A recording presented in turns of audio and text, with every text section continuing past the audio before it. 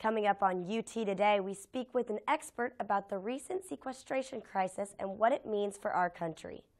Also ahead, it's no secret that parking on UT's campus is a huge problem, especially for students with night classes during basketball season. We take a look inside the problem and if there will be a resolution anytime soon. And many UT alumni leave UT after graduation to go on and do amazing things. One alumnus from the university returned to campus to talk about everything he has accomplished, from coverage of the Olympics to the NCAA tournament.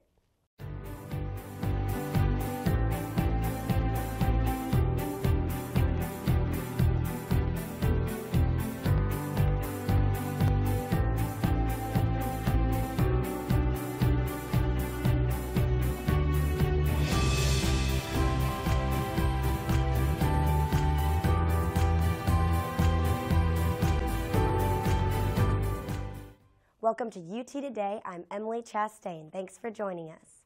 Education is the first priority for Governor Haslam this year, and UT could be seeing big changes. Anna Patterson has the story. From tuition to salaries to energy conversion, Governor Haslam has included it all in his 2013 budget for Tennessee. And the University of Tennessee has many changes to come. No, we're very excited. I think his ability to say he's going to fully fund the CCTA formula for the first time is a powerfully good thing. It's particularly good for Knoxville, and it's not bad for Chattanooga or Martin either, our traditional undergraduate campuses. The capital outlay money that he's put in the program, including the stuff for the steam plant here to convert it from coal to gas. Major project over in Memphis from the standpoint of remodeling a building for their campus for particularly science and basic science research.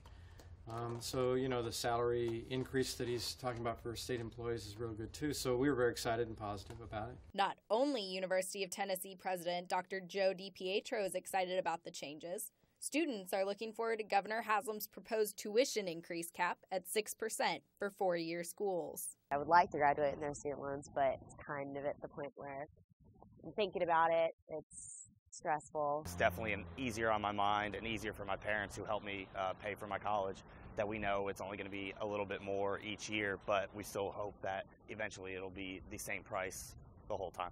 And President DiPietro says the university believes this will not have negative effects. While we've had heftier tuition increases the last couple of years, being able to work with a 6% rate, so long as we can convince the legislature to continue to maintain support for the governor's budget on the CCTA formula monies that pay for performance, we'll be okay.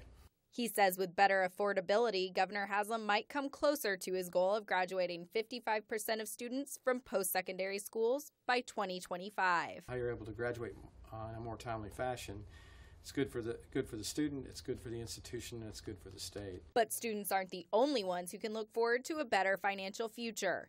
Governor Haslam proposed giving state employees a 1.5% cost of living raise. President DiPietro says the university believes merit should also be a part of deciding raises. We have some gaps to close. We know we have gaps for lower incomed employees as well as people who make more money, and we're trying to close those everywhere. So while the COLA helps you in a cost of living adjustment, the market merit piece is another important part that we'll figure out whether we can put together or not this year. President DiPietro says he feels very lucky to work in a state that focuses on higher education. For UT Today, I'm Anna Patterson. While Governor Haslam is concerned about education for UT students are concerned about everything from jobs to homework. These concerns bring a lot of stress. Stress is one of the greatest issues facing college students today, and Rachel Downs has the story of one student's battles. With school and then having a job on top of that, just basically makes me feel like I'm pressured to get things done on time. Brad Ward is a junior at the University of Tennessee. Between his classes in kinesiology and duties as a resident assistant, Brad certainly knows a thing or two about stress. I'm always tired because I'm always having to go do things constantly, and I just get overwhelmed at times. But then when I do accomplish something, I feel like I've done something good, like I've achieved something great. Brad, as well as thousands of other students at the University of Tennessee, find themselves in and out of the library during the school year. It provides students with a quiet, relaxing environment to study when their tensions are high. Handling things such as school, work, and extracurriculars can become quite a daunting task, and it's only becoming more difficult. Students feeling overwhelmed can come to the Student Counseling Center for advice in stress management. They can meet with specialized psychologists, and the meetings are all confidential. The Student Counseling Center is located in the Student Health Center. Assistant Director and Staff Psychologist Connie Briscoe knows just how to help a stressed student. We provide a lot of different services here. We've got individual therapy, group therapy, and probably our most relevant one for stress is our stress management clinic, where students can actually come in and meet with a stress management coach who will talk with them about what kinds of stress they're dealing with, what kinds of things they're doing to deal with those stresses, and then help them develop an individualized plan. To seek that feeling of relief and accomplishment, Brad and others could try walking away from their stress and walking into the counseling center. Reporting for TVC, I'm Rachel Downs. The Student Counseling Center is open Monday through Friday, 8 to 5 for students wishing to conquer their stress. One thing that really stresses out UT students is parking. Good parking at the University of Tennessee is often hard to find for students. But when extra sports fans come to campus, the hunt gets even worse. Hannah Gordon took a closer look at the parking issue. For University of Tennessee senior Devin Hayner, the challenge of night classes is more than just staying awake. As a commuter to UT, she finds it difficult to find parking on campus for her evening classes, especially on days when UT hosts sporting events. Even students with commuter passes, their parking is taken during these game times, and so a lot of them, that's the reason they bought a commuter pass, is so they have guaranteed parking when they need it. UT is lacking in the amount of parking spots available to students on campus, in part because of widespread construction efforts.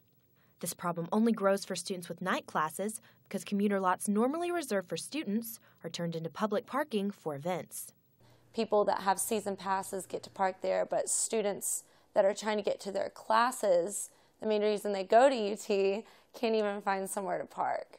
Several UT students have taken to Facebook and Twitter to voice their frustrations with parking around campus, especially out-of-state student Chandler Lennon. I just think it's really frustrating when I'm an out-of-state student, so my tuition is astronomical and I can't park where I want to, especially when I have a parking pass on top of the tuition that I pay. Lennon says parking facilities should be used for education purposes only. Using the facilities for academics. I'm not trying to go to the game. I think they need to be more aware of the amount of students that have night classes.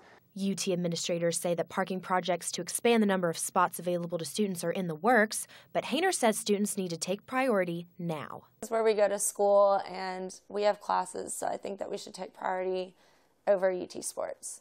For UT Today, I'm Hannah Gordon. UT is in talks to build a new multi-story parking garage by Neyland Stadium to help provide more parking for visitors. Another concern for some UT students is taxes. As taxes are due in $1.2 trillion of forced spending cuts are looming over the nation, the economy is on everyone's mind. Anna Patterson has the story. Despite growth being slower than we would like, we are seeing economic growth across the Tennessee economy. If we can only get through the first half or three-fourths of 2013, I think we will have set a very good pace and a very firm foundation for much stronger growth in 2014. In Tennessee, our economy is faring better than in many other states. The good news is we tend to be in the top 20 states. We tend to be in the top third of the states within the southeastern states, progressing along, chugging along, trying to make up the ground that was lost over the course of the recession. Murray says Tennesseans can look forward to an improved housing market and a lower unemployment rate. We are finally seeing real signs of improvement in the nationwide and the statewide housing market. We're seeing some appreciation in housing prices as opposed to ongoing depreciation. We're seeing the number of housing starts pick up. We're seeing the number of home sales pick up. So all of indications are the housing market is moving in the right direction. We're seeing employment growth in most sectors of our state economy. Murray says the sequestration will have an adverse effect on jobs in East Tennessee. He says it is likely to affect East Tennessee around Oak Ridge National Lab, Middle Tennessee around Clarksville's military facility, and perhaps the Memphis area's airport. The spending cuts are likely to shave 0.25 percentage point off economic growth for the year. But Murray says aside from this shave, Tennessee's economy will still be looking up. All indications are pointing to an economy that has stabilized and is making meaningful moves off of the bottom. For UT Today, I'm Anna Patterson. The sequester was a result of the 2011 deal that was intended to force the government to find an alternative to reduce budget deficits. Someone familiar with economic issues is the Senior Vice President of CNN International and Worldwide Sports, Bill Galvin. He recently visited the University of Tennessee, and Rachel Downs has an inside look. Bill Galvin, the Senior Vice President of CNN International and Worldwide Sports, is a graduate of the University of Tennessee. And recently he returned to Knoxville to accept an alumni award and speak with faculty and students in the College of Communication and Information. Coming back to UT today for me has just been a wonderful opportunity to bring it full circle and maybe think about some things that I haven't thought about in a long time as I walk the halls that I walked many years ago. But this is where it all began for me. This is where I learned the key lessons that built the foundation for me. It's where I had the people who believed in me, that gave me the confidence to move forward in my career and kind of follow my passion. Galvin oversees award-winning programming and specials generated from Atlanta, London, Abu Dhabi, Johannesburg, and Hong Kong. For Worldwide Sports, Galvin's coverage includes the 2012 London Olympics, the Brazil World Cup, and the NCAA basketball tournament. Bill Galvin was able to take time out of a schedule this busy to bring his talents back to Big Orange Country. For UT Today, I'm Rachel Downs. Galvin returned to Atlanta immediately following his awards presentation, but said he could not wait to return to UT again. Lent is a time of year for Catholics